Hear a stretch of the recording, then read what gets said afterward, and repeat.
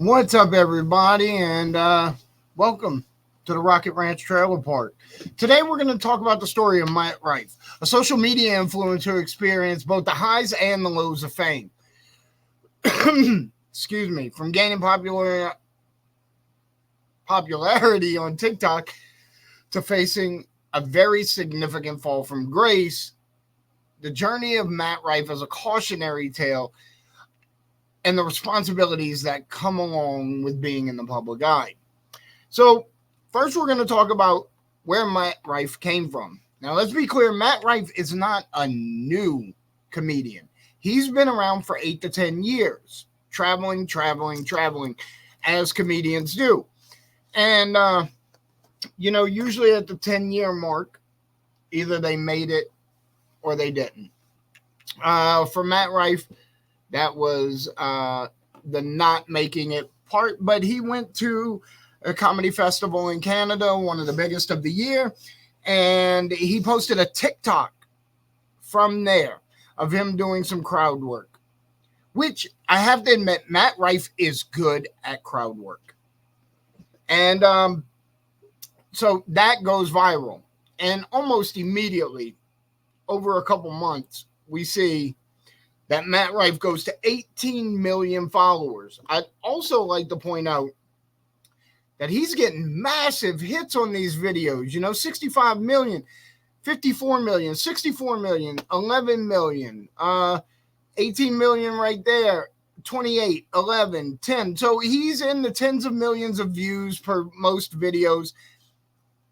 The lowest I'm seeing is a 2.5 million views. So he builds this tremendous popularity. Number one, for his crowd work, and number two, women find Matt Rife attractive, and that's fine. His charisma and humor quickly garnered a substantial following, propelling him into the spotlight. He's very charismatic on stage as far as his crowd work, and he doesn't want to be known for just his crowd work. So it is what it is. I don't know what prompted him to go from doing crowd work into the next thing here, which is it's his Netflix special. So he decides to open the whole thing with a domestic violence joke. Also, today is November 28th, so just a couple days ago, 47th anniversary to that joke when my uncle made it at Thanksgiving dinner, for that a variation of that same domestic violence joke that Matt Rife did in his special to open it up. Poor choice.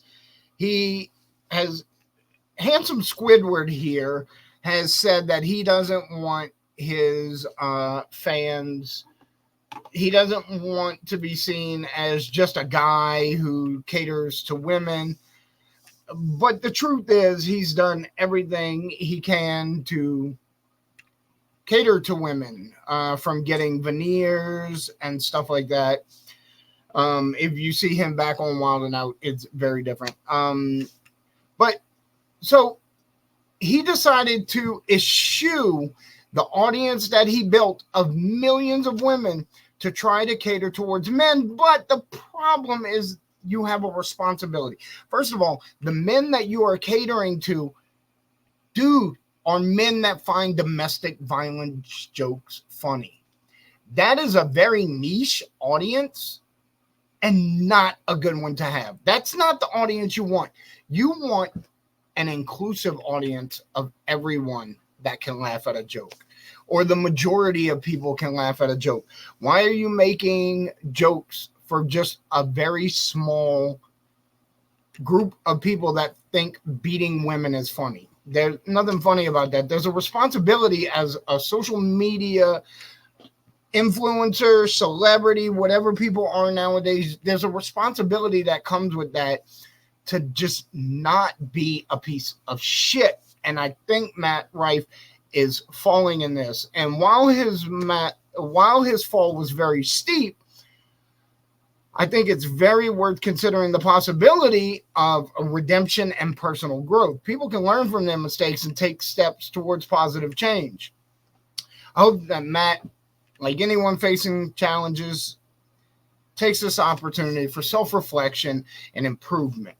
So, where he may have ruined his career, I'm not 100% certain that we have seen the last of Matt Rife. There is always the possibility that he gets it together and actually gets back on track. But I don't know, because he spent so many years on the road building to this and then ruined it in one fell swoop. Also, if you thought the beginning of his comedy special where he says the DV joke is cringy, you ought to see the end where he finishes with, but you thought I could only do crowd work, right? And then drops the mic and then walks off. It's super cringy because, yes, dude, you're known for crowd work because you're good at crowd work.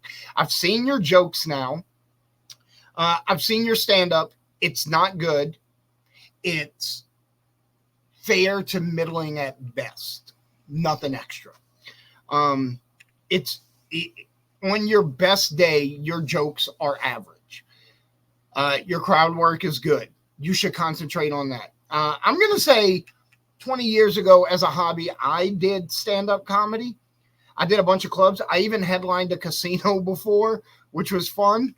But the thing that gets me is, like, I worked with a lot of older comedians, established people. I actually even worked with Jim Norton one time, and I think it was on my first or second show ever, and I was like opening cold. And I actually used to like opening cold because it gives you a good feeling to this crowd that hasn't had a single laugh come out of them yet, to get that out of them.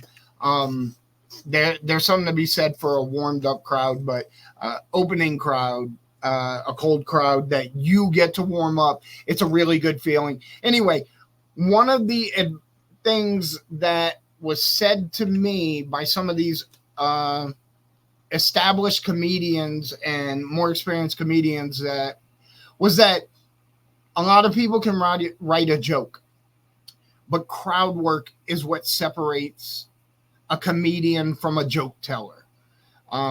Matt Rife, you want to be a comedian. Stop trying to tell jokes. There's a difference there. Crowd work is your thing. You should lean into it. But maybe his whole career has crashed and burned in a very short amount of time. I mean, this whole rise and fall of Matt Rife has happened over the span of less than a year.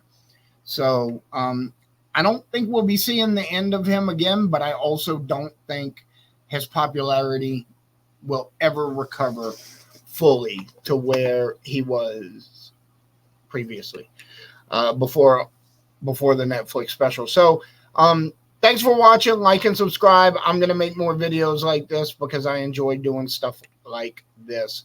And that's what this channel, the Rocket Ranch Trailer Park, is specifically for.